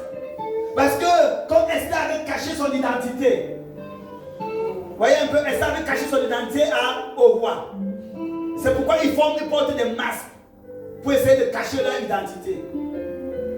Mais c'était ça. Vous voyez comment l'ennemi pervertit les choses de Dieu? C'est pourquoi ils cachent ils mettent les masques et ils prennent le vêtement, ils tournent en arrière. Hello? Et ils prennent le vêtement et le vêtement, on pose ça comme ça, tout quoi. Ils enlèvent, ils mettent ça. Comment on dit ça? À l'envers, voilà. Ils mettent ça à l'envers. Ils mettent ça à l'envers. Et la femme prend la place de l'homme, l'homme prend la place de la femme. Dans le but de dissimuler son identité.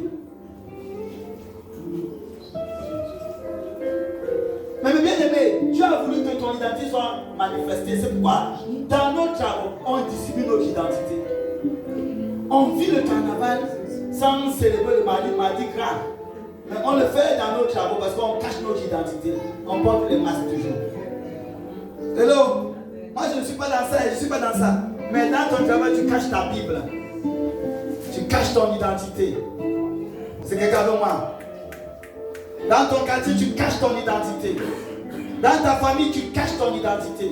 Tu es en train de célébrer mardi gras toujours. Hello? Et on essaye de pouvoir, au lieu de conquérir, on essaye de pouvoir acheter. En voulant nous conformer au monde, soi-disant on va les changer. Ils ne vont pas venir à Christ parce qu'on ne parle pas en langue. Comment dire? Soyez calme dans l'église, soyez normal. Il y a un étranger. Il y a un étranger. Mon frère Gilles, est-ce que ça t'énerve de parler à la langue? Moi je parle.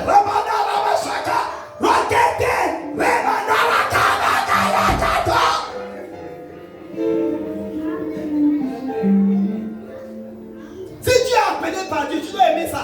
Mais tu ne comprends pas, tu aimes. Tu ne comprends pas toujours, mais c'est bon quand même. Hein? Parce que il y a une semence de Dieu. Ça te dira, c'est parce qu'il y a un démon qu'il faut chasser. On essaie d'adopter le monde de l'église pour conformer au monde. Mais ils ne sont pas prêts à le faire pour nous. Quand ils font la dernière vue, il y a un frère qui est passé par devant chez moi là. Il faut que je tue un peu pour qu'ils aient le temps d'enlever la voiture. Parce qu'il n'y a même pas la place pour. Il vient devant jusqu'à devant ma porte. Il gare comme ça. Il gare. Il gare partout. Donc la folie est permise.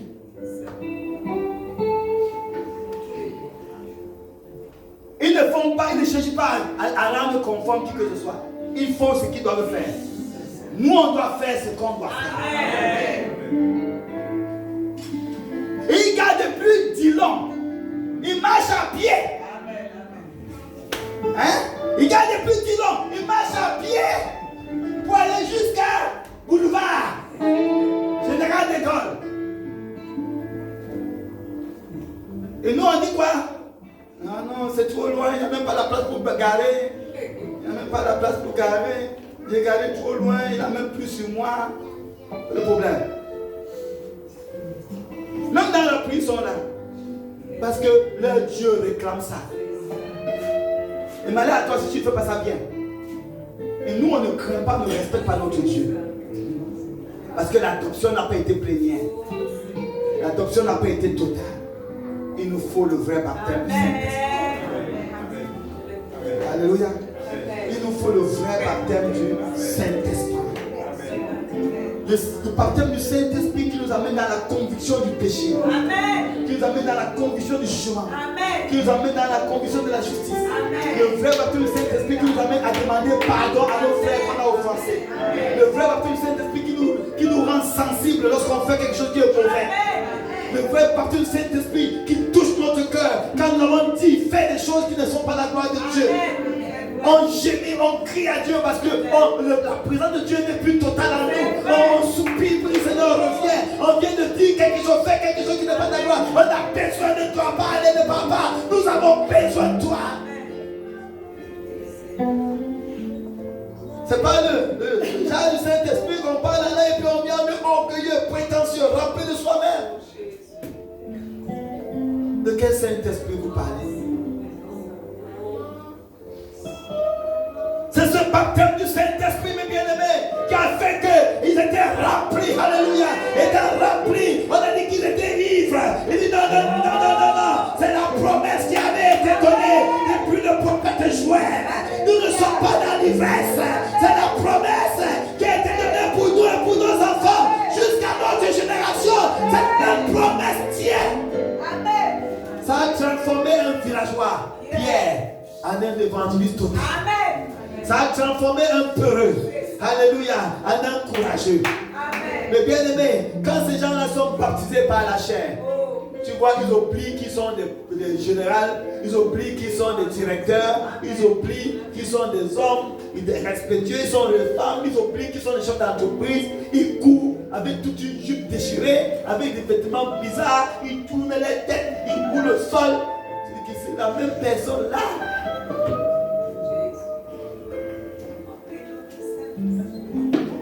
Quand on a le Saint-Esprit, quand on est baptisé du Saint-Esprit, on ne cache pas Jésus. Amen. Quand on est baptisé du Saint-Esprit, on ne peut pas garder la haine dans le cœur. Amen. On ne peut pas garder la colère dans le cœur. Amen. On ne peut pas garder l'animosité dans le cœur. Amen. On ne peut pas garder rancune dans le cœur. Amen. Et on ne supporte pas d'être hypocrite. Amen. Seigneur Jésus. Quand quelque chose ne va pas, on ne supporte pas. On est mal à l'aise jusqu'à ce que la solution soit trouvée. Amen. Jusqu'à ce que le problème soit réglé. Amen. Amen. On est mal à l'aise. C'est vrai. Amen. On a besoin du Saint-Esprit. Amen. C'est ce Saint-Esprit, c'est cette adoption totale qui va nous amener à confronter le roi. Amen. C'est sur ça qu'on commence ce soir. Seigneur, nous avons besoin du baptême. Alléluia. Est-ce qu'on peut se lever? Ce n'est pas l'œuvre humaine qui va amener cette délivrance. Amen. C'est l'œuvre du Saint-Esprit. C'est l'œuvre du Saint-Esprit. Il s'agit d'esprit contre esprit. Est-ce que nous sommes ensemble là? Amen. Il s'agit d'esprit contre esprit. Le Seigneur donne son esprit à ceux qui lui obéissent. Amen. Est-ce que nous sommes prêts à obéir au Seigneur? Pour dire, Seigneur, ce que tu veux, c'est ce que je veux faire. Amen. Ce que tu me demandes, je veux le faire, quel que soit le prix.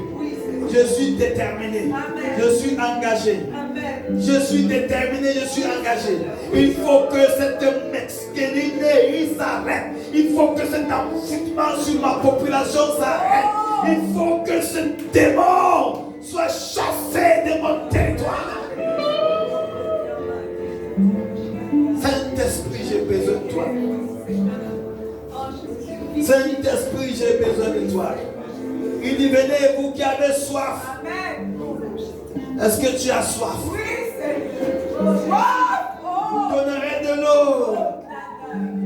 Saint-Esprit, aspire, commence à désirer. On a besoin d'un Saint-Esprit qui nous change. C'est ce Saint-Esprit-là, mes bien-aimés, qu'on a besoin. Le Saint-Esprit qui touche ton cœur. Le Saint-Esprit qui nous amène à la vraie repentance. Le Saint-Esprit. Convainc-moi de péché. Convainc-moi Levons nos mains, j'ai besoin de la chorale. Alléluia. Oh, les baba, la mama, mama, mama, la mama, mama.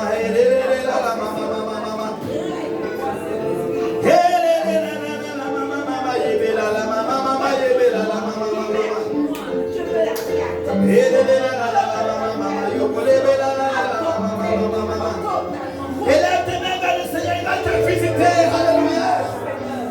Il va te visiter. Il va te visiter.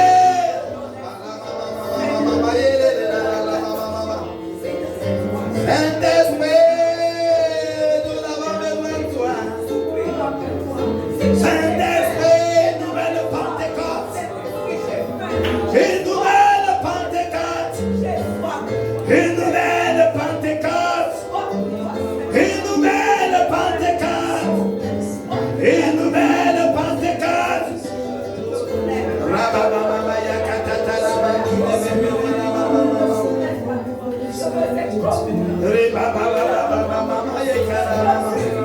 Soupir, soupir, soupir.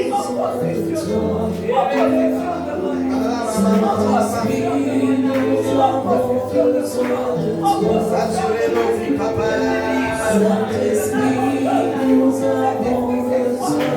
Saturez l'église, Yahweh. Saturez le pays, Papa.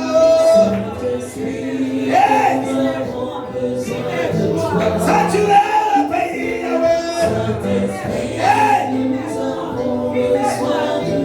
Saturez le pays, Yahweh. Saturez la nation.